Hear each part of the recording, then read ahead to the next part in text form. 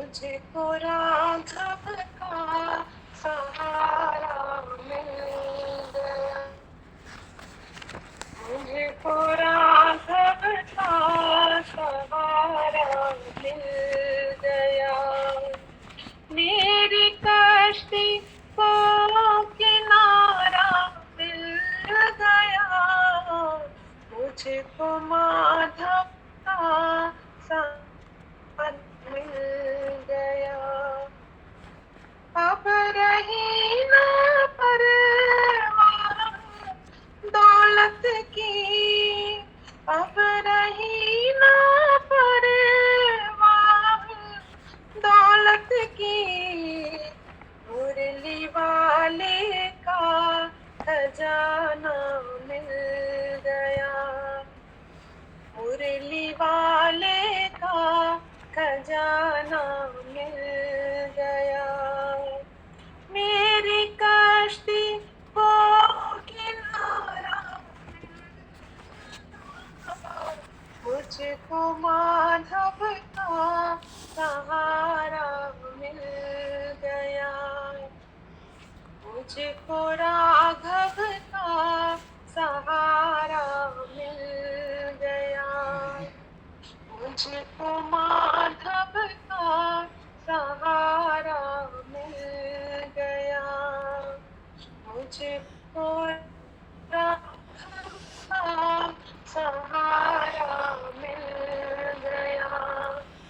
मेरी कश्ती को किनारा मिल गया, मुझको राघव का सहारा मिल गया, मुझको राघव का सहारा मिल गया।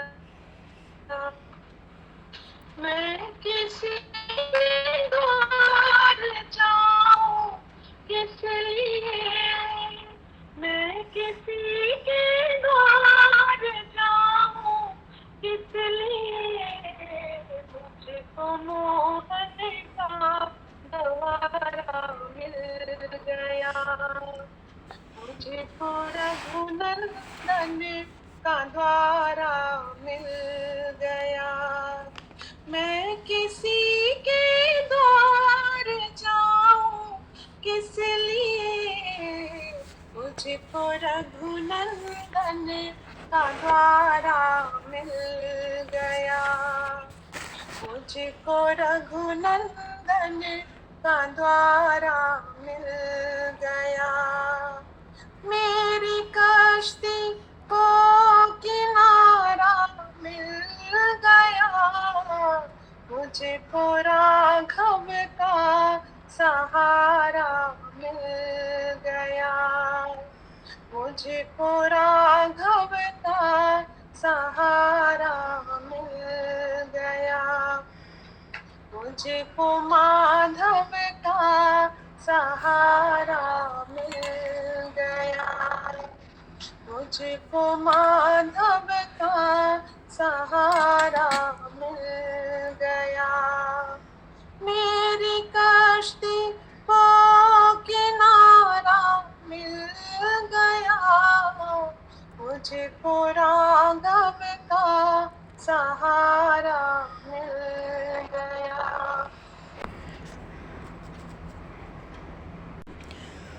अनंत कोटि ब्रह्मांड नायक सर्वेश्वर पूर्ण परात्पर ब्रह्म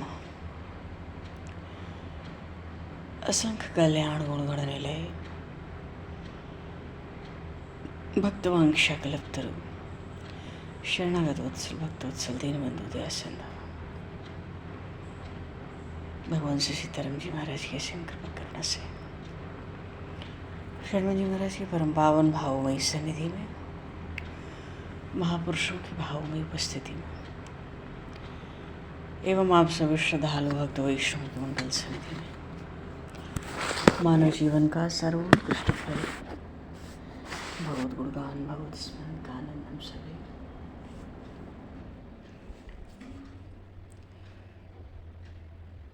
सत्संग के माध्यम से प्राप्त करने जा रहे हैं। सर्वप्रथम आप सभी भक्तजनों के श्री चरणों में भगवत भाव से सादर वंदन, सादर नमन आप सभी को यथा योग्य। जय श्री राम, जय जय श्री राधे, हरि शरण।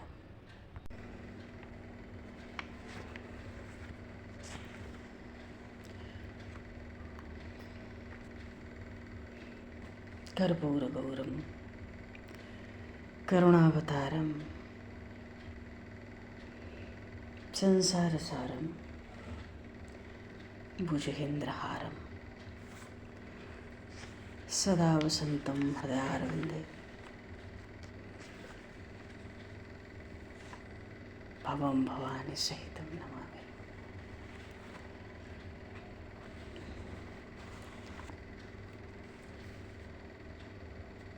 आज से परम पुण्यमय श्रावण मास का आरंभ हुआ है और अपने आप में इस मास का, श्रावण मास का बहुत बड़ा धार्मिक महत्व भी है। और विशेष बात तो यही है कि श्रावण मास में भगवान शिव की पूजा आराधना का विशेष विधान है। और श्रावण मास में सोमवार के व्रत, इनका तो सर्वाधिक महत्व कहा गया है। वस्तुतः श्रावण मास भगवान भोलेनाथ को अतिशय प्रिय है। तो सोमवार के व्रत और श्रावण का स्नान, ये परंपरा भी बड़ी प्राचीन है। नित्य ही भोलेनाथ को जल चढ़ाना, बेलपत्र चढ़ाना। और शिव पुराण तो कहता है कि जो कोई मनुष्य इस मास में सोमवार का व्रत करता है, भगवान शिव उसकी सब कामनाओं पूर्ण कर देते हैं।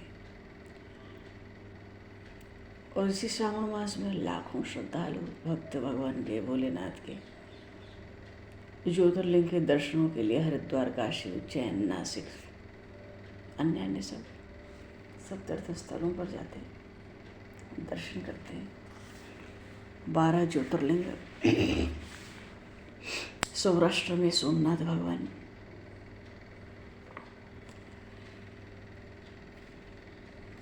श्रीशैल पर मल्लिकार्जुन, उज्जैनी में महाकाल भगवान, ओंकार तीर्थ में परमेश्वर, हिमालय के शिखर पे भगवान केदार, डाकिनी क्षेत्र में भीमशंकर, वाराणसी में भगवान विश्वनाथ, गोदावरी तट पर त्र्यंबकेश्वर, चिताभूमि में वैद्यनाथ प्रभु, दारुका वन में नागेश्वरनाथ, सेतुबंध में रामेश्वर और शिवालय में घुश्मेश्वर। शिव पुराण तो कहता है कि जो प्रतिदिन प्रातःकाल उठकर इन 12 नामों का पाठ करता है, उसके सब प्रकार के पाप छूट जाते हैं, उसे संपूर्ण सिद्धियों का फल प्राप्त हो जाता है। सौराष्ट्री सोमनाथम च श्रीशैल्य मल्लिकार्जुनम उज्जैनाम महाकाल, उज्जैनाम महाकालम ओंकारे परमेश्वरम, केदारम हेमवत पृष्ठे डाकिन्याम भीमशंकरम, वाराणस्याम च विश्वेशम त्र्यंबकम गौतमी तटे, वैद्यनाथम चिताभूमौ, नागेशम दारुकावने, सेतुबंधे च रामेशम और घुश्मेशम तु शिवालय। 12 नामानि प्रातरुत्थाय यत् पठेत्। सुबह उठ के इन 12 ज्योतिर्लिंगों का जो पाठ करें, नाम ले, स्मरण करें। 12 नामानि प्रातरुत्थाय यः पठेत् सर्व पापैर्विनिर्मुक्तः सर्व सिद्धि फलम लभेत्। और ये जो 12 ज्योतिर्लिंग हैं, इन पर चढ़ाया गया प्रसाद सदा सर्वदा सभी के ग्रहण करने योग्य होता है। और श्रद्धा विशेष से प्रयत्नपूर्वक ग्रहण करना चाहिए, क्योंकि जो ग्रहण करता है उसके समस्त पाप उसी क्षण विनष्ट हो जाते हैं।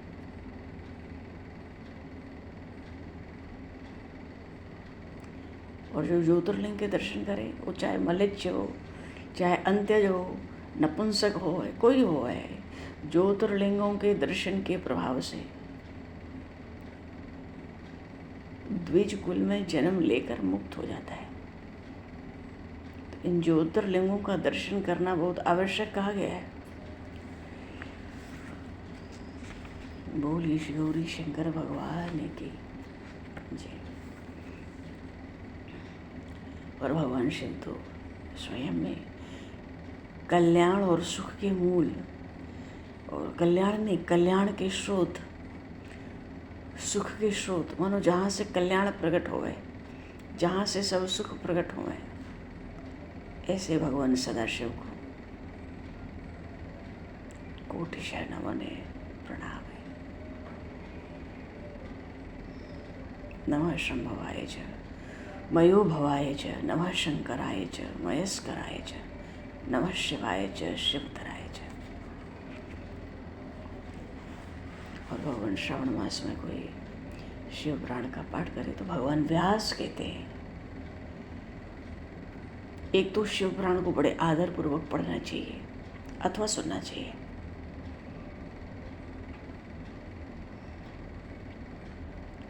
जो श्रद्धा से ही नौसठ हो, भक्ति से रहित हो, पाखंडी हो, ऐसे को तो सुनाना भी नहीं चाहिए, कोई उपदेश भी नहीं देना चाहिए। हाँ, भगवान वेदव्यास कहते हैं कि जो मनुष्य भक्ति परायण होकर इसका श्रवण करेगा वो इस लोक में तो संपूर्ण भोगों को भोगेगा ही, अंत में मोक्ष प्राप्त कर लेगा। क्योंकि ये जो श्रेष्ठ शिव पुराण है भगवान शिव को अत्यंत प्रिय है, वेद तुल्य माननीय भी है। ये भगवान व्यास कह रहे हैं, भोग और मोक्ष देने वाला है और भक्ति भाव को बढ़ाने वाला है। शम करो तो सशंकर। भगवान व्यास पहले से ही शुभकामना देते हैं कि जो इस शिव पुराण को कहे और सुने, भगवान शंकर इसके वक्ता और श्रोता दोनों का कल्याण करते रहे। बोलिए श्री वेद व्यास भगवान की। तो सार बात तो यह है कि इस शिव पुराण में परब्रह्म परमात्मा को ही सदाशिव रूप में उपासना किया गया है। जैसे भगवान विष्णु के, भगवान नारायण के दशावतार हैं, ऐसे ही भगवान शिव के दशावतार हैं सब भारतवर्ष में।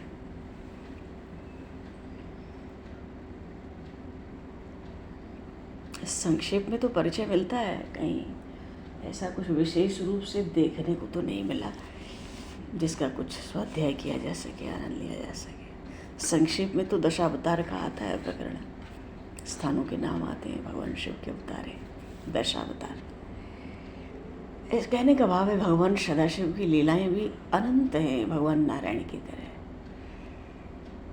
और भगवान शिव के ही लीलाओं कथाओं का, उनकी महिमा का, उनकी उपासना का विस्तार करने के लिए ही ये शिव महापुराण है।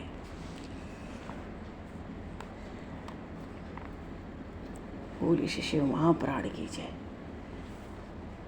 जैसे पद्म पुराण को कहते हैं भगवान नारायण का हृदय है, भगवान नारायण का हृदय है, वैसे ही शिव पुराण तो भगवान शिव के महिमा को प्रतिपाद्य करने वाला। ऐसे परम पवित्र श्रावण मास की सब भक्त वैष्णवों को खूब खूब बधाई और शुभकामनाएं। भगवान शिव हम सबका कल्याण करें, मंगल करें, कृपा करें। बोलिए श्री गौरी शंकर भगवान की, श्री श्रावण मास महोत्सव की जय। और भगवान हम लोग भगवान श्री कृष्ण चैतन्य देव के चरित्र की ओर चलेंगे।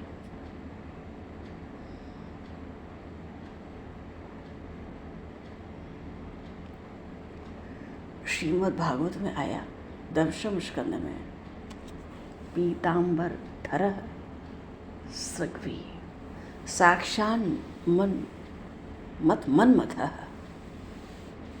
हाँ, पंडित जगन्नाथ मिश्र और श्री सची देवी की श्री कृष्ण चैतन्य देव के प्रागट्य के बाद जो मानसिक प्रसन्नता की स्थिति थी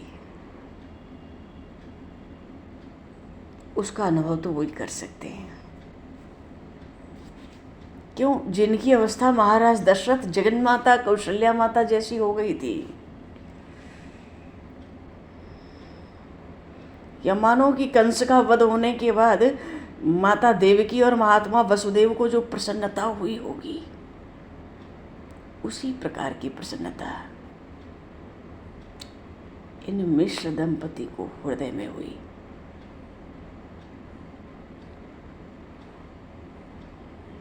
क्योंकि 8 कन्याएं तो बहुत जल्दी ही परलोक गमन कर चुकी थी। अब वृद्धावस्था में संतान सुख से तो निराश ही थे, पर भगवान का अनुग्रह हुआ तो पहले विश्वरूप का जन्म हुआ। यथा नाम तथा गुण थे, रूप भी ऐसा कि विश्व को मोहित करे। पर जो बचपन की चंचलता होती है, इन विश्वरूप जी में बिल्कुल नहीं थी। चेहरे पे परम शांति। माता पिता को भी लगता था पुत्र सर्वगुण संपन्न है, मन ही मन बहुत प्रसन्न होते थे। अब भगवान की कृपा का क्या कहना। विश्वरूप के बाद दूसरा बालक, इनको इन श्री गौरंग देव को तो पाके अपने को ही भूल गए थे। अच्छा, प्रायः बालक 9 महीने या अधिक या 10 महीने में तक गर्भ में रहते, पर गौरांग बोली श्री चैतन्य महाप्रभु की जय। श्री गौरंग देव 13 महीने गर्भ में रहे।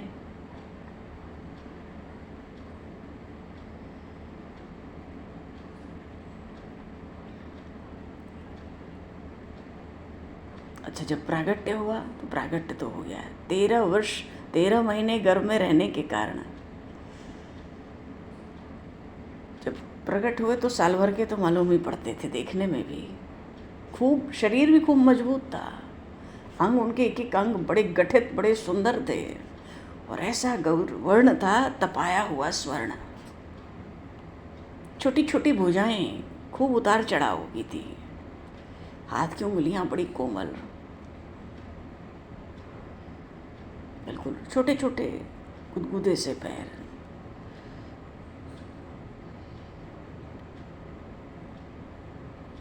छोटा सा कमल के समान सुंदर मुख, बड़ी बड़ी आंखें उसमें, नासिका भी बड़ी पैनी सुंदर।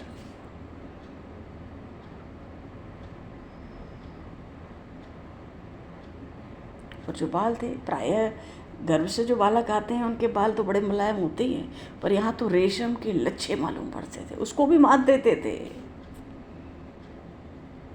और बाल भी बड़े थे जब प्रकट हुए, काले सुंदर घुंघराले। मुखारविंद की शोभा तो ऐसी बनी कि क्या कहो। सची माता तो उस रूप माधुरी को बार बार निहारती, आश्चर्य के समंदर में डुबकी भी लगाती रहती। बच्चे में सौंदर्य तो था, पर एक अपूर्व तेज का भी अनुभव माता करती थी। तो जब गौरांग देव प्रकट हुए तो धीरे धीरे 1 महीना पूर्ण हुआ।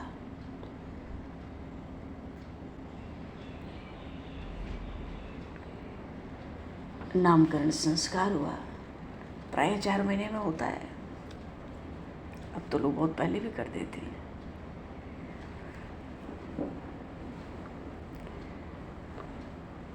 तो सखी सहेलियों को लेके सची देवी, सची माता गंगा स्नान के लिए गई। पूजन किया वहाँ गंगा जी का। वो षष्ठी उष्ठी पूजते ना, ऐसा सब पूजन हुआ। जो विधना ने लिख दई छठी रात्रि के अंक, राई घटे न तिल बढ़े रहू रे जीव निशंक। उसी दिन तो वो पूतना भी आई थी ब्रज में, छठी के दिन भगवान के। तो बच्चे की मंगल कामना के निमित्त देवी के चरणों में प्रार्थना कर ली। सबने पूजन करके श्रद्धा भक्ति से प्रसन्नता से घर लौटी। अच्छा, बालक ज्यों ज्यों बढ़ता, चंचलता बहुत बढ़ती। एक तो विश्वरूप है, वो तो बिल्कुल शांत, 8-10 वर्ष बड़े भी हैं गौरंग देव से, पर उनके बचपन में छोटे से ही कभी कोई चंचलता रही नहीं, बिल्कुल शांत, परम शांत। पर ये गौरंग देव बहुत चंचल है। 1 महीने में ही, वो तो हुए थे 13 महीने में, हुए तो लगता है 1 वर्ष के थे। 1 महीना होते ही वो घुटने के बल दौड़ना शुरू कर दिया आंगन में, खूब किलकारियाँ भी मारते, अपने आप में हंसते। मैया इनको पकड़ती, पर पकड़ना सहज काम नहीं था। और जब दौड़ने लगते तो इनको रोक पाना असंभव मालूम पड़ता था। और जब पकड़ में आने वाले होते मैया से तो पहले तो खूब रोते जोर जोर से, फिर मैया चुप कराने की खूब चेष्टा करती, चुप नहीं होते। एक दिन पालने में पड़े थे, खूब रो रहे थे। मैया ने बड़ी चेष्टा की, चुप ही नहीं हुए। तो मैया ने इनको हरि बोल बोल हरि बोल, मुकुंद माधव गोविंद बोल कीर्तन सुनाया। हरि बोल बोल हरि बोल, मुकुंद माधव गोविंद बोल। पद गाती मैया, पद धीरे धीरे गाकर हिलाने लगी गौरांग को। बस सुनना ही था, चुप हो गए। माता बड़ी प्रसन्न हुई। मैया सोची बड़ा सहज उपाय मिल गया। और जब कभी रोते तो इनकी मैया अपने कोमल कंठ से यही गाती, बस हरि बोल बोल हरि बोल, मुकुंद माधव गोविंद बोल। और सुनते ही जड़ चुप हो जाते, मुकुंद माधव गोविंद बोल। अच्छा, जितनी स्त्रियां थी ना वहाँ मोहल्ले में, बस्ती में, वो बड़ा प्यार करती थी बालक को। काम से फुर्सत हुई नहीं कि सची माता के घर में आके बैठ जाती सब। और माता का स्वभाव भी बड़ा मधुर था, खूब प्रेम पूर्वक सत्कार भी करती, घर का काम धाम छोड़कर उनसे बातें भी करती।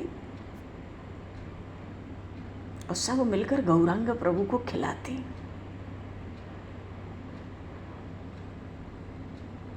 पर ये गौरांग हरिनाम संकीर्तन में ही परम प्रसन्न होते थे।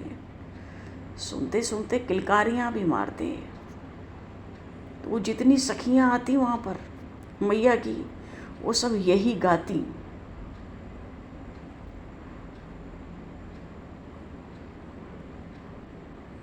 हरि हरि बोल बोल हरि बोल, मुकुंद माधव गोविंद बोल। हरि हरि बोल बोल हरि बोल, मुकुंद माधव गोविंद बोल।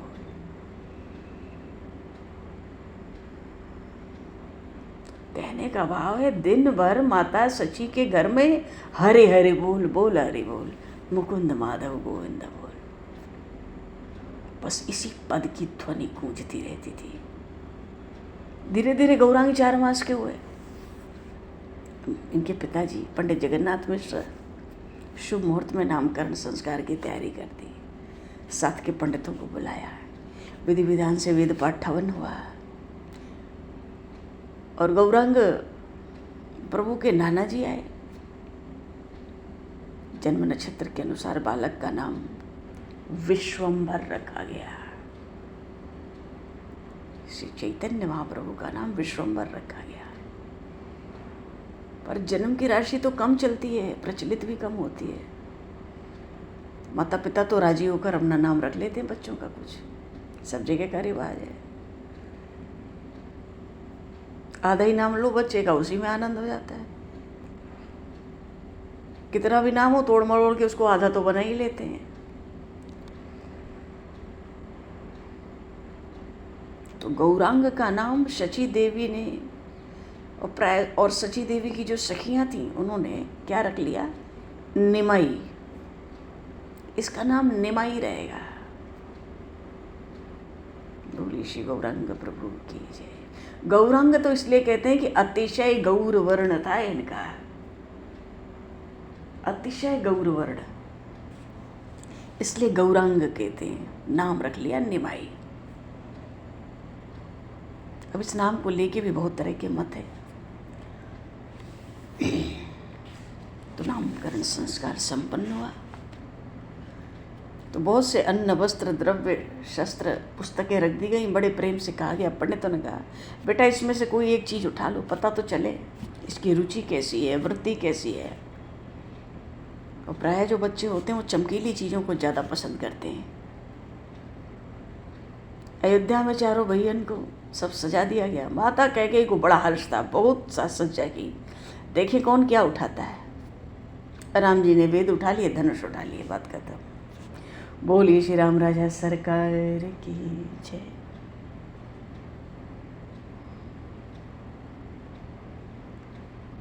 तो भाई उठाओ, क्या पसंद है, स्वभाव से जो सहज हो वो उठाओ। पर ये तो अलौकिक थे। अब नाना जी भी भागवत के बड़े विद्वान पंडित थे, पिताजी भी इतने बड़े शास्त्रज्ञ, शास्त्रों के मर्मज्ञ थे। तो उस सब भीड़ में श्रीमद् भागवत रखा था। बोलिए श्रीमद् भागवत महापुराण की जय। ये तो पुराण सम्राट हैं। झट इन्होंने सबसे पहले श्रीमद् भागवत के ग्रंथ पर हाथ रख दिया और सबको बड़ी प्रसन्नता हुई। सब कहने लगे एक साथ, अरे ये निमाई बड़ा भारी पंडित होगा। हो नहार विरवान के होत चीकने पात, इसलिए गौरांग ने धरा ग्रंथ पर हाथ। तो ऐसे गौरांग प्रभु पर भाई प्रेम का प्रवाह तो बाल्यकाल से चल पड़ा। ये है ही प्रेमावतार।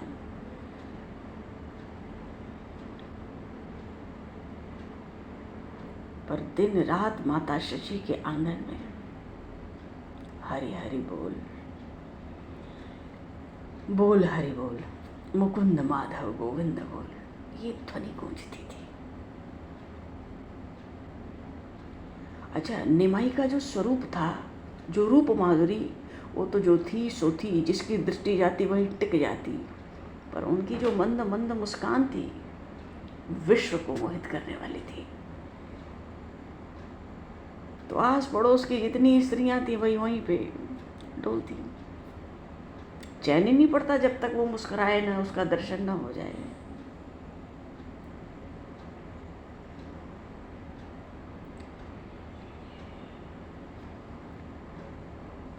और शची माता निमाई को उतना ही श्रृंगार कर देती।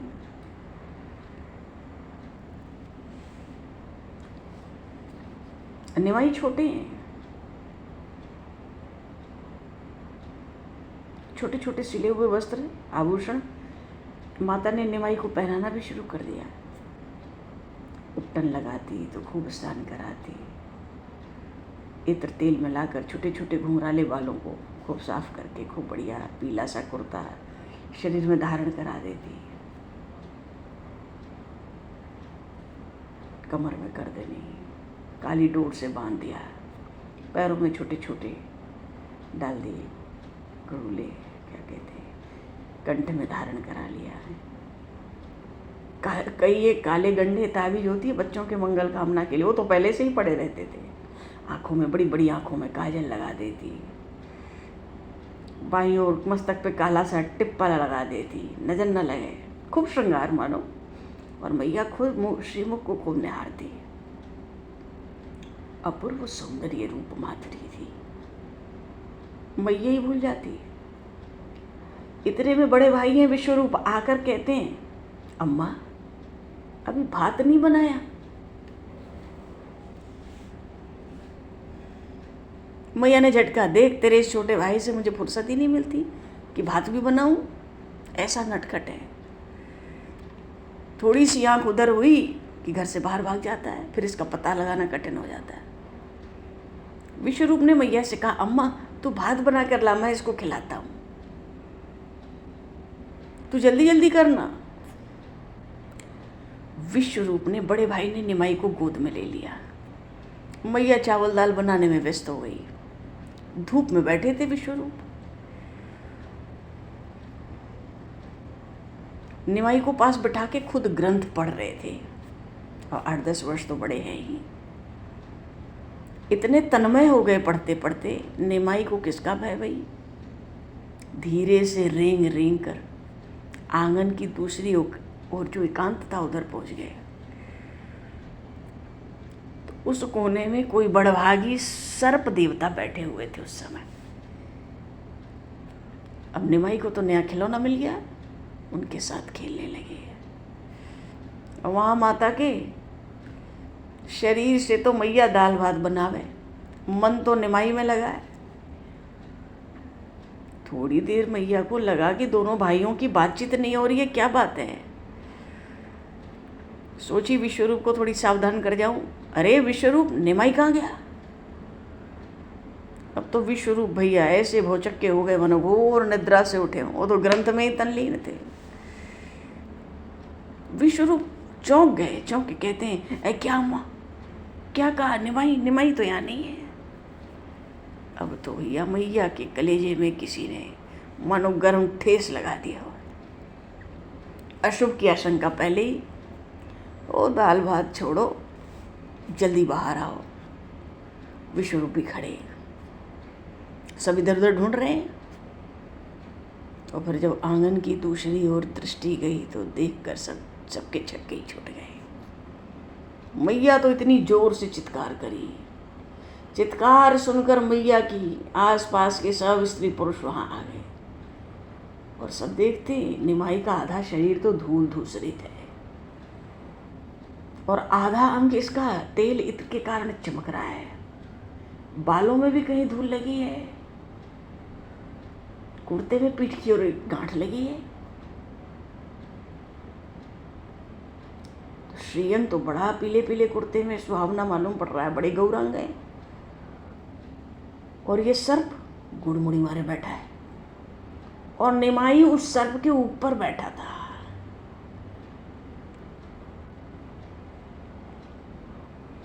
और वो अपना विशाल फण आगे उठा रखा था। तो निमाई का एक हाथ तो उसके फण के ऊपर था, एक से वो जमीन को छू रहे हैं।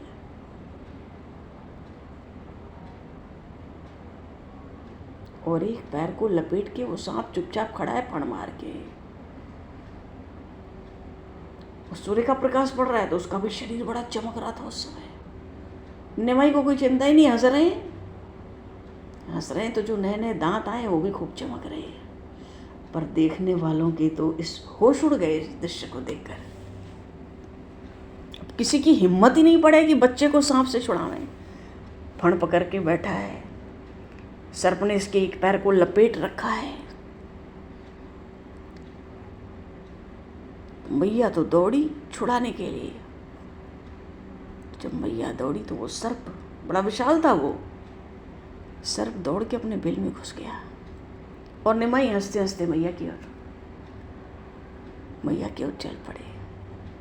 मैया ने झट बालक को उठाया। पर जो आनंद हुआ पर क्या कहना। भांति भांति के उपचार हुए। कितनों ने तो झाड़ फूक की, कितनों ने कितने ताबीज और बना दिए। वहाँ की स्त्रियाँ कहती थी ये कोई कुल देवता है, तभी तो इसने बच्चे को कोई क्षति नहीं पहुँचाई।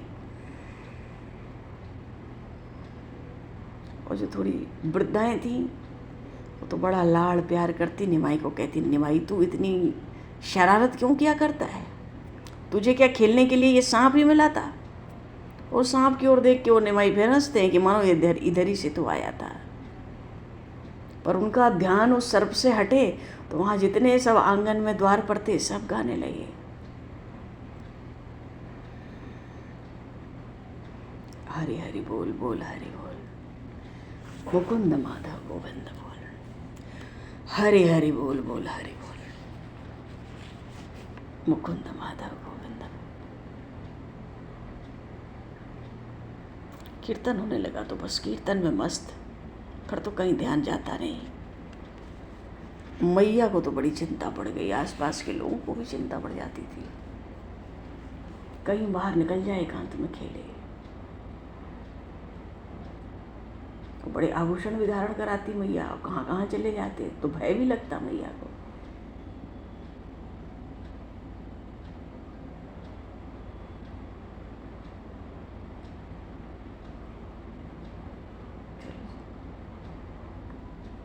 बोलिए श्री कृष्ण चैतन्य देव महाराज की जय, महाप्रभु की जय। इनके चरित्र ऐसे सुंदर हैं। पर भैया जो सुख है इन तो साक्षात भगवान के अवतार ही कहे गए कलयुग में। और जो सुख हुआ जल्दी ही उस घर की स्थिति भी बड़ी विचित्र होने लगी। पर बालक अलौकिक है, ये तो सबको मालूम पड़ता है।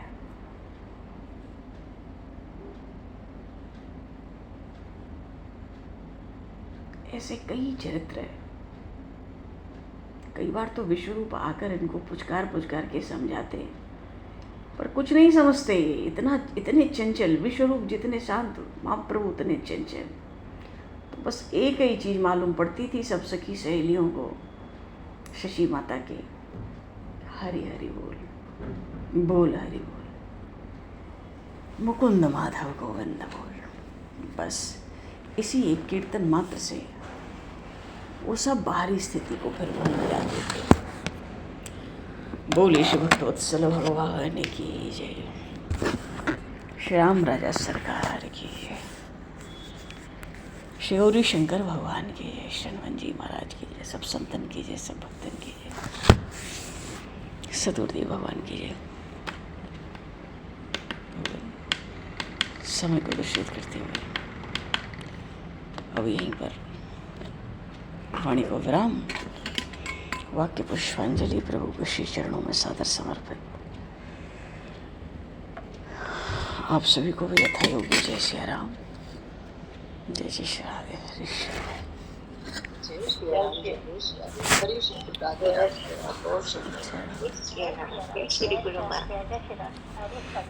राधे, जय श्री राधे।